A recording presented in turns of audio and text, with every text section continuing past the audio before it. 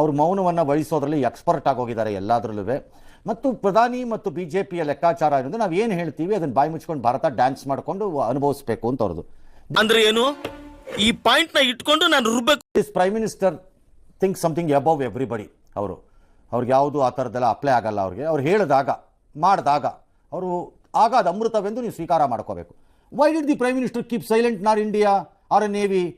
ನಿನ್ನೆ ಏನು ಕತೆ ಕಾಯ್ತಾ ಇದ್ರಾ ಅಥವಾ ಏನು ತಿಂತಾ ಇದ್ರಿ ಎಲ್ಲರೂ? ನೀವೆಲ್ಲ ಏನು ಸಂಬಳ ತಿನ್ನಲ್ವಾ ನೀವೆಲ್ಲ ಅಯೋಗ್ಯರು?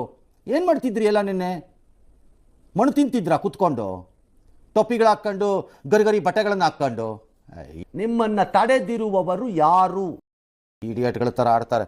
ನೆನ್ನೆ ರಿಯಾಕ್ಟ್ ಮಾಡೋದು ಬಿಟ್ಬಿಟ್ಟು ಅದಕ್ಕೆ ಇವತ್ತು ಪ್ರತಿಕ್ರಿಯೆ ಅಂತೆ. ಮಲ್ಕೊಂಡು ಎದ್ಬಾ ಅಳ್ಳಾಡ್ಕೊಂಡು ವಿದೇಶಾಂಗ ನೀತಿ ಅಂತೆ ತಲೆ.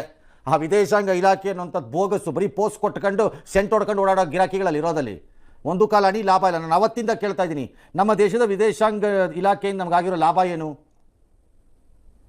ಏನೂ ಆಗಿಲ್ಲ ನಮ್ಗೆ ಅವರಿಂದ. ಬರೀ ಪೋಸು, ಫೋಟೋಗಳು, ಮೀಟಿಂಗ್ಗಳು, ಕಾರ್ಯಕ್ರಮಗಳು ಅಷ್ಟೇ ಅವರಿಂದ ಆಗಿರೋದು. ನಮಗೆ ಎಂಥದ್ದೂ ಆಗಿಲ್ಲ ಅವರಿಂದ. ನೇಪಾಳದಲ್ಲಾಯಿತು ನಮಗೇನು ವಾರ್ನಿಂಗ್ ಇಲ್ಲ, ಶ್ರೀಲಂಕಾಲಾಯಿತು ನಮಗೇನು ವಾರ್ನಿಂಗ್ ಇಲ್ಲ, ಇನ್ನೆಲ್ಲ ಮಾರಿಷಿಯಸ್ಸಲ್ಲೇನಾಯಿತು ನಮಗೇನು ವಾರ್ನಿಂಗ್ ಇಲ್ಲ, ಮಾಲ್ಡೀವ್ಸ್ ಹಿಡ್ಕೊಂಡು ರುಬ್ಬಿದ್ರು ನಮಗೇನು ವಾರ್ನಿಂಗ್ ಇಲ್ಲ. ಯಾಕೆ ಯಾಕೆ ಯಾವುದ್ರಲ್ಲೂ ಏನೂ ಇಲ್ಲ. ಸುಮ್ಮನೆ ನಾವು ಸುಮ್ಮನೆ ಸೂಟ್ ಹಾಕೊಂಡು ಬೂಟ್ ಹಾಕೊಂಡು ಸೆಂಟ್ ಹಾಕೊಂಡು ಓಡಾಡ್ತಾರೆ. ಇದು ಎಂಥ ವಿದೇಶಾಂಗ ಇಲಾಖೆ? ದೇವರೇ ಕಾಪಾಡಬೇಕು ಇದನ್ನು. ಸರಿ, ಭಾರತದ ವಿದೇಶಾಂಗ ಇಲಾಖೆ ಈಗ ಪ್ರತಿಕ್ರಿಯೆ ಕೊಡ್ತಿದ್ದಾರಂತೆ. ಅದು ಬಂದಿತ್ತು ನಮ್ಮ ದೇಶಕ್ಕೆ, ಬಟ್ ಅದು 25ನೇ ತಾರೀಕಿಗೆ ಹೊರಟೋಗಿತ್ತು ನಮ್ಮ ದೇಶದಿಂದ ಅಂತ. ಈ ಫ್ಯಾಕ್ಟ್ ನೆನ್ನೆ ಹೇಳೋಕ್ಕೇನು ಬಡ್ದಿತ್ತು ನಿಮಗೆ? ನಾಲ್ಗೆ ಸತ್ತೋಗಿತ್ತಾ ನಿಮ್ಮದು? ಅದನ್ನು ಯಾರು ಕೇಳಬಾರ್ದು. ಅದನ್ನು ಯಾರು ಕೇಳಿಬಿಟ್ರೆ ಅವನು ದೇಶದ್ರೋಹಿ, ಅವನು ಪಾಕಿಸ್ತಾನದ ಪರ. ಇದೆ ಇಲ್ಲೊಂದು ಸಮಸ್ಯೆ. ಖಂಡಿತ ತಮ್ಮ ಶಬಾಜ್ ಶರೀಫ್ ಎಂಬ ಐಲ್ದವರೆಗೆ ಭಿಕ್ಷುಕ ಇದ್ದಾನಲ್ಲ, ಅವನು ಕಚೀನು. ಏನು ಇವರೊಬ್ಬರೇ ಎಳೆದು ಬಂದಿರೋರು ರಾಷ್ಟ್ರಭಕ್ತರಾಗಿ, ದೇಶಭಕ್ತರಿಗೆ ಮೂತಿ ಕೊಡಿಬೇಕು ಹಿಡ್ಕೊಂಡು ಮಾತಾಡೋರಿಗೆಲ್ಲ.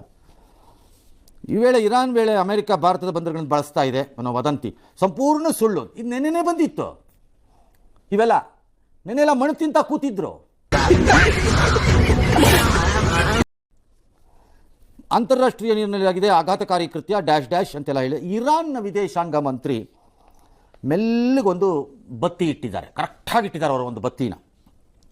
ಅದೇನು ಬತ್ತಿ ಇಟ್ಟಿದ್ದಾರೆ ಅಂದರೆ, ಇದು ನಾವು ಭಾರತದ ಅತಿಥಿಯಾಗಿದ್ದಂತಹ ಹಡಗಿದು ಫ್ರಿಗೇಡ್, ಅದು ಆ್ಯಕ್ಚುಲಿ ಫ್ರಿಗೇಡು ಇರಾನ್ದು ಯುದ್ಧ ನೌಕೆ, ಅದನ್ನು ಹೊಡೆದಾಕಿದ್ದಾರೆ ಅಮೇರಿಕದವರು ಅಂತ. ಅದೊಂದು ಬತ್ತಿ ಇಡುವ ಕಾರ್ಯಕ್ರಮ ಅದು ಅವ್ರದ್ದು. ಆ ಬತ್ತಿ ಇಡುವ ಕಾರ್ಯಕ್ರಮಕ್ಕೆ ಈ ಬಕರಾಗಳಿದಾರಲ್ಲ ನಮ್ಮಲ್ಲಿ, ಲಕ್ಷಗಟ್ಟೆ ಸಂಬಳ ತಗೊಂಡು ಸುಟು ಬುಟು ಹಾಕ್ಕೊಂಡು ಒಂದು ಸ್ವಲ್ಪ ಬಿಳಿ ಕೂದಲು ಒಂದು ಸ್ವಲ್ಪ ಕರಿ ಕೂದಲು ಇಟ್ಕೊಂಡು ಆಗಾಗ ಕನ್ನಡಕ ಹಿಂಗೆ ಅಂದ್ಕೊಂಡು ಸೆಂಟ್ ಹಿಡ್ಕೊಂಡು ಓಡಾಡೋ ಗಿರಾಕಿಗಳು ಇದು ಇತ್ತಲಿಗೂ ಬಂದಿದೆ. ಪ್ರಧಾನಿ ಮೌನವಾಗಿದ್ದಾರೆ ಅಂತಲ್ಲ. ಕಾಂಗ್ರೆಸ್ ಏನು ಹೇಳ್ತಾ ಇದೆ? ಭಾರತದ ವಿದೇಶಾಂಗ ನೀತಿ ಹಾದಿ ತಪ್ಪಿದೆ. ಹಾದಿ ತಪ್ಪಿದೆ ಅನ್ನೋಕ್ಕಾಗಲ್ಲ, ಬಟ್ ವಿದೇಶಾಂಗ ನೀತಿ ಹೇಗಿದೆ ಅಂತಂದರೆ, ನಾನು ಮಾಡಿದ್ದು ಸರಿ ಬಾಯಿ ಮುಚ್ಕೊಂಡು ಒಪ್ಕೋ ಅನ್ನೋ ಥರದ ದಿಮಾಕಿನ ಗಿರಾಕಿಗಳು ಸೇರಿದಂಗಿದೆ ಅಲ್ಲಿ. ಅರ್ಥ ಆಯ್ತು ಅನ್ಸುತ್ತೆ. ಅಲ್ಲಿ nobody is answerable. That foreign affairs minister is not answerable to anybody. And Modi ಅವ್ರನ್ನ ನಂಬಿಕೊಂಡು ಫುಲ್ ಕೂತಿದ್ದಾರೆ. ಆಮೇಲೆ ಮೋದಿನ ಯಾರು ಆನ್ಸರ್ ಕೇಳಾಗಿಲ್ಲ ಪ್ರಶ್ನೆನ ಈ ದೇಶದಲ್ಲಿ. ಮೋದಿಗೆ ಯಾರು ಪ್ರಶ್ನೆನೇ ಕೇಳಕೂಡ್ದಪ್ಪ ಈ ದೇಶದಲ್ಲಿ. ಅವನು ಕೇಳಿದ್ರೆ ಅಷ್ಟೇ, ಅವನ ಮುಗೀತು ಅವನ ಕಥೆ ಮೇಲೆ. ಅಮೆರಿಕದ ತಾಳಕ್ಕೆ ತಕ್ಕಂತೆ ಕುಣಿತಾ ಇದೆ. ಇಲ್ಲ, ಅದನ್ನ ನಿನ್ನೆ ಹೇಳಕ್ಕೆ ಏನು ಬಡ್ದಿತ್ತು ನಿಮ್ಗೆ ರೋಗ ಅಂತ ನನ್ನ ಪ್ರಶ್ನೆ ಅಷ್ಟೇ. ನಿನ್ನೆ ಘಟನೆ ಆಗಿ ಅಂತಾರಾಷ್ಟ್ರೀಯ ಸುದ್ದಿ ಸಂಸ್ಥೆಗಳಿದ್ರದ್ದು ವಿವರಣೆ ಕೊಟ್ಟ ಮೇಲೆ, ರಕ್ಷಣೆಯಲ್ಲಿ ನಾವು ಭಾಗಿದಾರರಾದ ಮೇಲೆ ಅದು ವಿವರಣೆ ಕೊಟ್ಟು ಬ್ರೀಫ್ ಮಾಡಕ್ಕೆ ನಿಮಗೆ ಬಡ್ದಿದ್ದೇನೋ? ಏನು ನಾಲ್ಗೆ ಸತ್ತೋಗಿದ್ದು ಲಕ್ವ ಹೊಡೆದಿತ್ತಾ ನಿಮಗೆ? ಅಯ್ಯೋ ಯೋಗ್ಯ.